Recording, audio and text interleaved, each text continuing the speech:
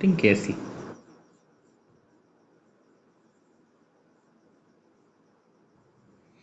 कौन कौन से फैक्टर ऐसे हैं जो केसी को अफेक्ट कर सकते हैं? तो पहला है mode of writing. Mode of writing of equation. Writing of equation.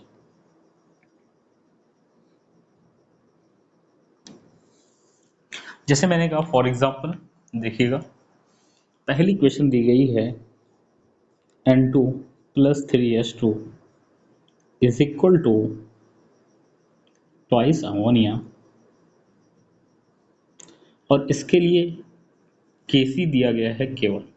Okay, अब हमने क्या किया, दूसरी रिएक्शंस लिखी। दूसरी रिएक्शन में मैंने क्या किया, जो प्रोडक्ट था उस प्रोडक्ट को मैंने बना दिया रिएक्टेंट, और रिएक्टेंट को बना दिया प्रोडक्ट। अगर आपने रिएक्शंस को रिवर्स किया तो याद रखिएगा केसी का एक्सप्रेशंस ये भी रिवर्स हो जाएगा। यहाँ पर ट्वाइस अमोनिया, ट्वाइस अमोनिया को ये देखिए आपने क्या किया, रिएक्शन को रिवर्स कर दिया, प्रोडक्ट रिएक्टेंट बन गया, रिएक्टेंट प्रोडक्ट बन गया। अब ऐसी रिएक्शंस में हम लोग क्या करते हैं, केसी का एक्सप्रेशन भी रिवर्स कर देंगे। ये दिया गया K2, तो यहाँ पर K1 और K2 के बीच में रिलेशन क्या हो जाएगा, just reverse, K1 is equal to 1/K2। मान लो यहाँ पर कोई न्यूमेरिकल वैल्यू दे दी जाए, जैसे मान लो ये क्वेश्चन दिया गया N2 plus O2 is equal to twice N, और इसके लिए K1 की वैल्यू दी गई है 50। अब यहाँ पे 50 वैल्यू दी गई है, नो डाउट्स। ये क्या किया, प्रोडक्ट को बना दिया रिएक्टेंट। यहाँ पर प्रोडक्ट बन गया reactant,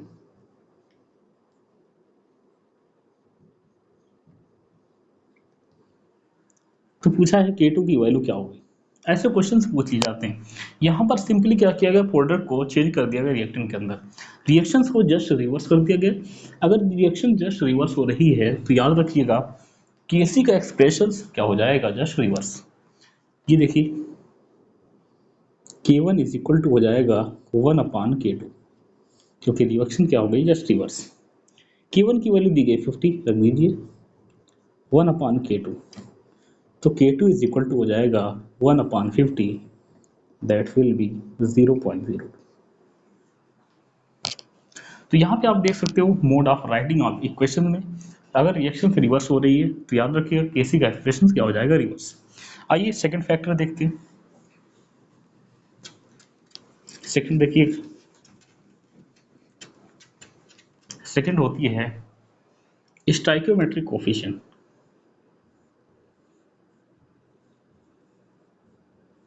stoichiometric coefficient,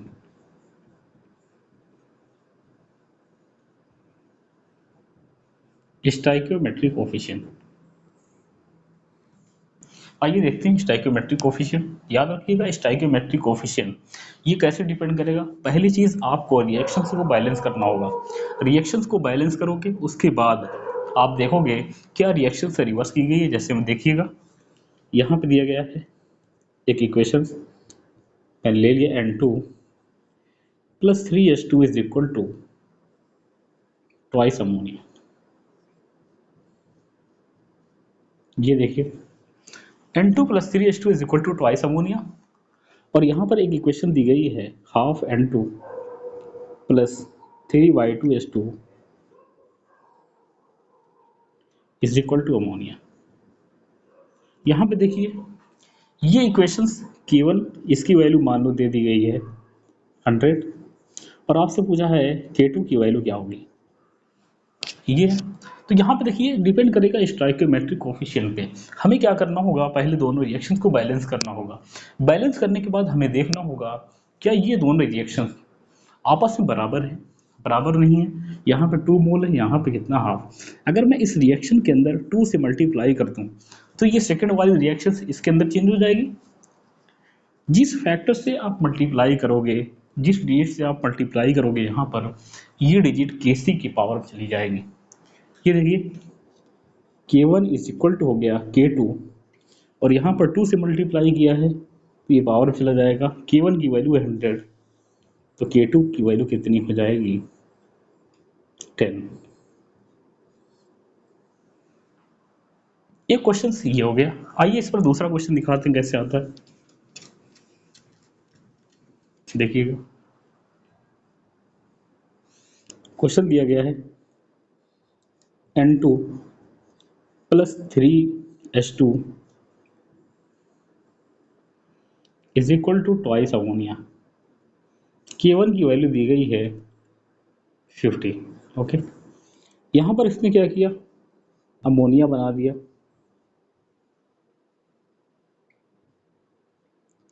N2 plus 3Y2H2।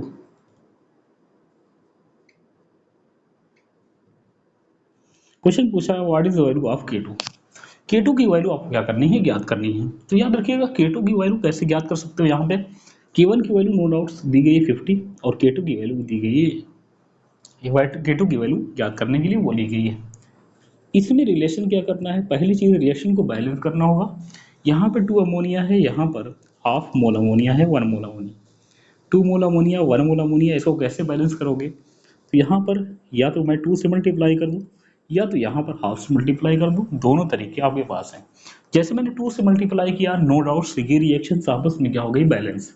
ये रिएक्शन हो गई बैलेंस। अब देखिएगा, ये रिएक्शन तो बैलेंस होगी लेकिन ये रिएक्शन जस्ट रिवर्स है। अगर रिवर्स होती है तो मैंने बताया था केसी का एक्सप्रेशन भी क्या हो जाएगा, रिवर्स। तो ये भी केसी का एक्सप्रेशन क्या हो गया, रिवर्स।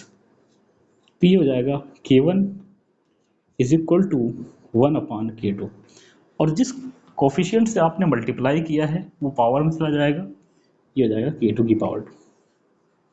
K1 की वैल्यू दी गई 50, 1/K2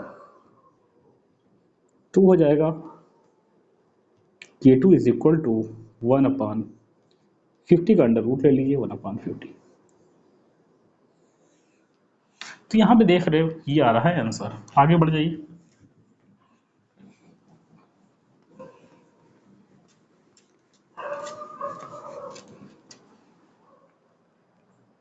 एक क्वेश्चन दिया गया है, आइए क्वेश्चन करते हैं। क्वेश्चन देखिएगा, N2 plus O2, N2 plus O2 is equal to twice NO. Second equation is given H2 plus half O2, H2 plus half O2 is equal to H2O. Now third equations N2 plus 3H2 is equal to twice ammonia. Now desired equation is given, यहाँ पे Dzire equation दी गई है twice ammonia plus 5/2O2, 5/2O2 is equal to 2NO plus 3H2O.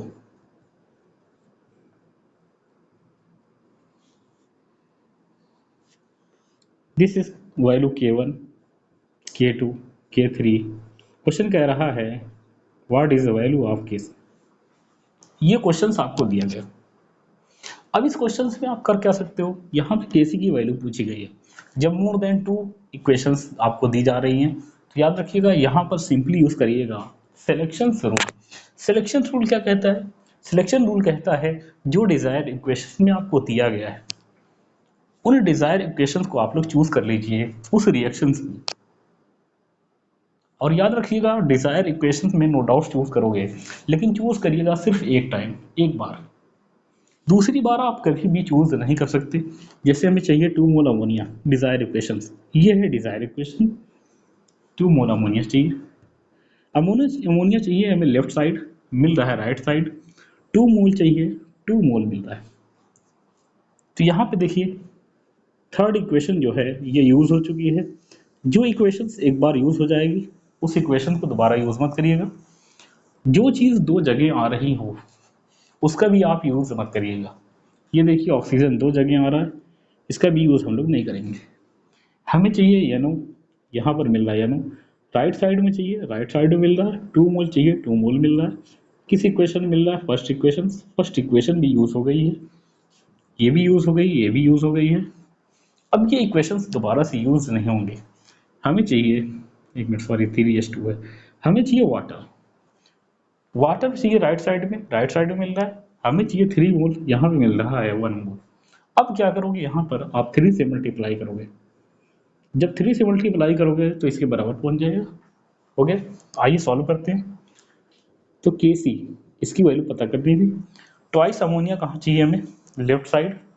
आपको मिल रहा है कहाँ पे? Right side. तो याद रखिएगा, प्रोडक्ट रिएक्टेंट में चेंज हो रहा है, तो यहाँ पर के सी का एक्सप्रेशन भी क्या होगा? चेंज हो जाएगा। तो ये हो जाएगा 1/K3 इंटू ट्वाइस एनो चाहिए राइट साइड में, दिया भी गया राइट साइड में, के सी का एक्सप्रेशन रिवर्स नहीं होगा, तो ये ऊपर ही रहेगा। अब देखिए, वाटर चाहिए आपको राइट साइड में, मिल रहा है राइट साइड में, 3 मोल चाहिए, 3 ही मोल मिल रहा है।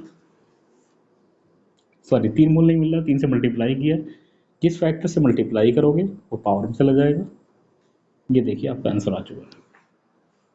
तो सिलेक्शन रूल का मतलब है आप हमेशा हर चीज़ को चूज़ करिएगा, हर डिज़ायर इक्वेशन को एक बार चूज़ करिएगा, और दूसरी चीज़ है जो एक जगह से ज़्यादा आएगा उसका यूज़ मत करिएगा।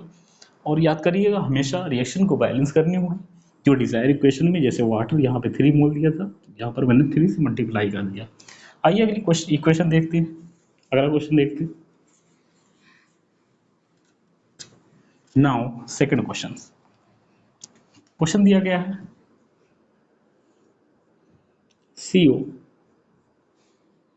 Plus H2O is equal to CO2 plus H2, CO2 plus H2 K1। इसके लिए इक्विलिब्रियम कांस्टेंट दिया गया K1। Second equation CH4 plus water, CH4 plus water is equal to दिया गया K2। ये है CO plus 3H2।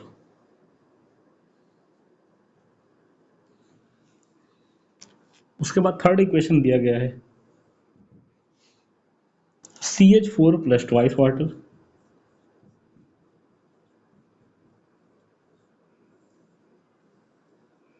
This value is K3, CO2 plus 4H2।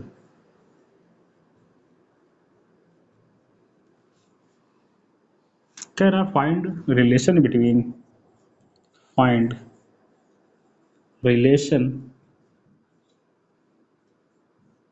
Between K1, K2 and K3।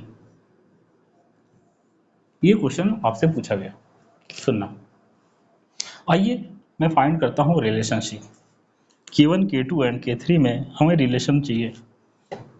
जब ऐसा क्वेश्चन हो K1, K2, K3 में relation पूछे और डिजायर इक्वेशन से ना दी हो, तो डिजायर इक्वेशन हम मान लेते हैं।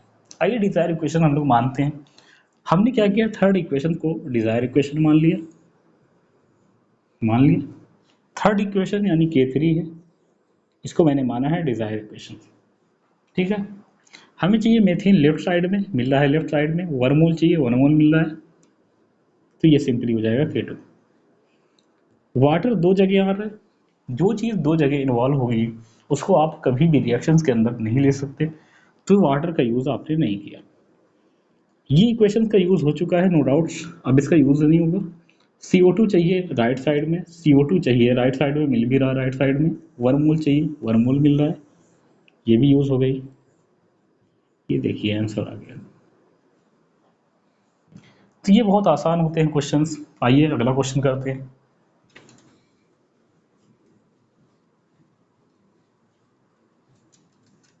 नेक्स्ट क्वेश्चन देखिएगा, क्वेश्चन है 2pk, question is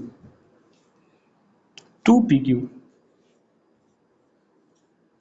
2pq p2 plus q2, p2 plus q2, और इसके लिए दिया गया है K1, इक्विलिब्रियम कांस्टेंट K1 है। Second equation is P Q plus half Q plus half R two, यहां पर दिया गया है के to. P Q are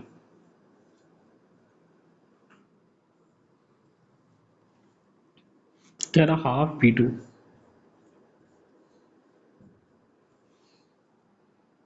half Q two plus half R to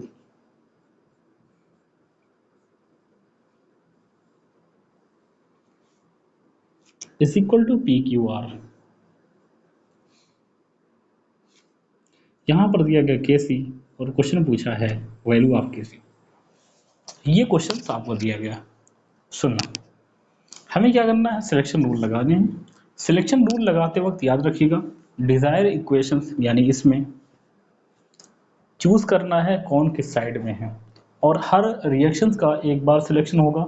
जो एक से ज़्यादा जगह इन्वॉल्व होगा उसका आप सिलेक्शन नहीं करोगे। P2 चाहिए था मुझे कहाँ पर, लेफ्ट साइड में। P2 मिल रहा है राइट साइड में। कितना चाहिए, हाफ मोल, यहाँ पे मिल रहा है 2 मोल। इसको आपस में बैलेंस करोगे। बैलेंस करने का सबसे आसान तरीका, यहाँ पर हाफ है, यहाँ पर आप क्या कर दीजिए हाफ। आप चाहो तो यहाँ पर 2 से मल्टीप्लाई कर दो, तब भी इसके बराबर पहुंच जाएगा ना। अब देखिए ये इक्वेशन यूज हो चुकी है, पहली इक्वेशन यूज। ओके, अब पहली इक्वेशन यूज नहीं होगी। क्यू की बात करिए तो क्यू यहाँ पर भी है और क्यू यहाँ पर भी है, तो क्यू का आप यूज नहीं कर सकते, क्यू यूज नहीं होगा। अब यहाँ पर देखिए